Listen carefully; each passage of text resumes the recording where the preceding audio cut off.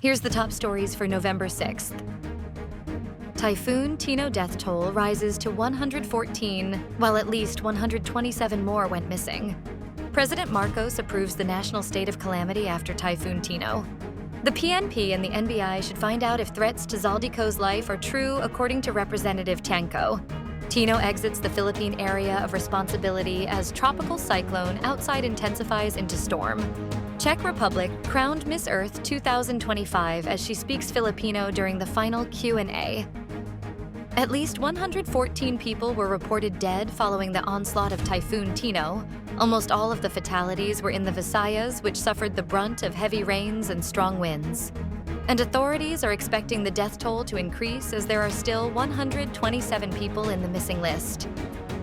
In the data released by the National Disaster Risk Reduction and Management Council, it said the province of Cebu has the most number of fatalities with 71, followed by Negros Occidental with 18 and Negros Oriental with 12.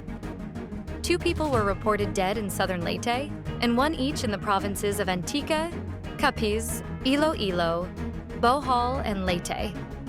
In Mindanao, a total of 6 people were confirmed to have died. Apparently, the 6 military personnel on board a helicopter that crashed in Agusan del Sur. Search, rescue, and retrieval operations are ongoing for 127 people reported missing. A total of 65 of them are from Cebu. 62 more were reported missing in Negros Occidental. Meanwhile, a total of 82 people were reported injured. 69 in Cebu, 7 in Negros Occidental and Surigao del Norte, and 1 each in southern Leyte and Surigao del Sur. The Philippine National Police earlier ordered its personnel on the ground to intensify search and rescue operations and ensure the speedy, secure distribution of essential relief goods for families and individuals displaced by Tino. More than 9,000 police personnel and over 300 mobiles were deployed for evacuation, rescue operation, and other humanitarian assistance as Tino devastates parts of the country. President Marcos has approved the declaration of a national state of calamity following the widespread devastation caused by Typhoon Tino, which struck large parts of the Visayas and Mimaropa and left a high number of casualties. In an interview after a situation briefing at the National Disaster Risk Reduction and Management Council headquarters on Thursday, November 6th, the president said the measure will allow government agencies to access emergency funds faster and speed up the procurement of relief supplies. Marcos said the declaration would also give us quicker access to some of the emergency funds and expedite procurement, so we don't have to go through the usual procedures.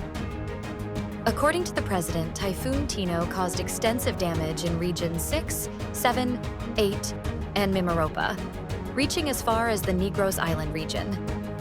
He noted that national and local governments, along with first responders, have been conducting ongoing relief and rescue operations to assist displaced families and communities.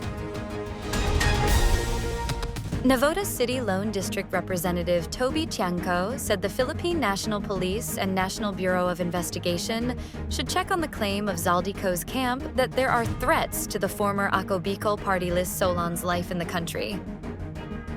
Tiangco had this to say Thursday, November 6th, even as he slammed the Co's alibi, as revealed by his lawyer Rui Rondan in an earlier press conference, that the can't return to the Philippines because his life was in danger. It was around this time that his name was linked to budget insertions and even the flood control project's corruption scandal. Tiangco has been the most vocal in terms of having Co personally answer the allegations, especially given the latter's past role as chairman of the powerful Committee on Appropriations. Co has denied any wrongdoing in previous statements. His current whereabouts are unknown. Rondain, in a press conference on Wednesday, expressed fear regarding possible vigilante action against Co should he opt to come back home. Typhoon Tino has left the Philippine area of responsibility, while the tropical depression outside has strengthened into a tropical storm. The Philippine Atmospheric, Geophysical, and Astronomical Services Administration said on Thursday, November 6th. As of 4 a.m., the center of the Eye of Tino was located 265 kilometers north-northwest of PAGASA Island in Kalayaan, Palawan, moving west-northwestward at 35 kilometers per hour. Meanwhile, the tropical depression outside the Philippine area of responsibility intensified into a tropical storm and was given the international name Fenghuang.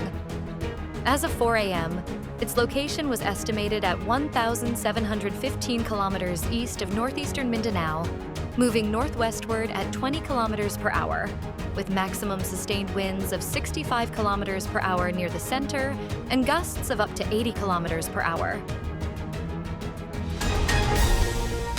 Natalie Puskanova of the Czech Republic was crowned Miss Earth 2025, as she spoke partly in Filipino during the final question and answer round that drew cheers from the crowd at Okada, Manila on November 5th.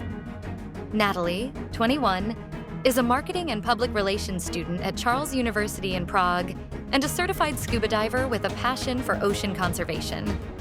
She leads From Plate to Planet, an initiative that reduces food waste and its environmental impacts, and is developing the Mini Academy, a youth-led EU Solidarity Corps program offering workshops to inspire sustainable living through awareness, empathy, and action.